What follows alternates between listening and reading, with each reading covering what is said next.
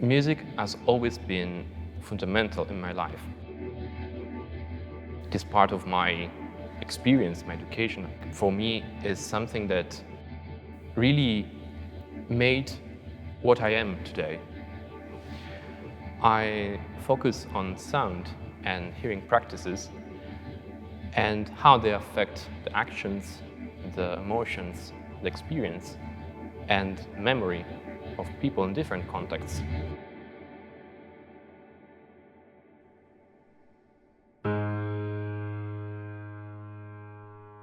You cannot really scientifically define what music is. But of course, everyone has an idea of what music is subjectively. So for me, music is some way to project ourselves, to make sense of the world. Currently, I'm focusing on sonic emotional experiences across the Italian peninsula during the French Revolution. I look at festivals, musical events, songs, public speeches that somehow affected the historical course of events. Before the Industrial Revolution, especially, silence was much more present in our world. So people were more sensitive to sounds, to noises, to silences also. So I'm looking at how our sensibility changed.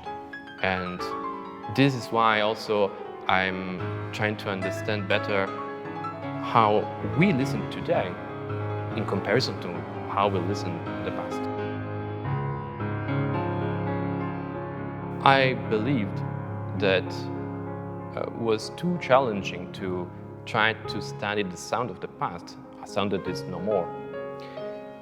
But contrary to my early beliefs, sound is present everywhere in the sources that we have. So it's just that we never listen to them properly. Of course, musical scores are an evident source to translate the music of the past.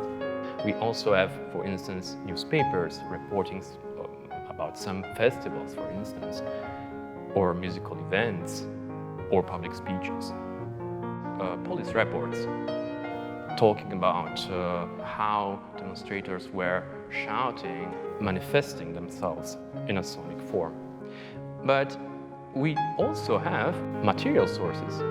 If you think about it, we still have instruments of the past, musical instruments, and church bells maybe that were ringing in some places and maybe letting people know about certain events, for instance.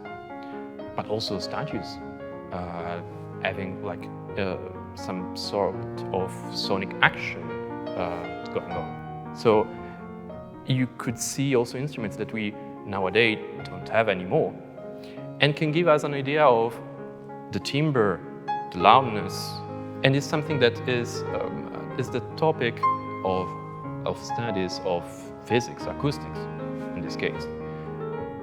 But in my research, I'm focusing more on the hearing practices.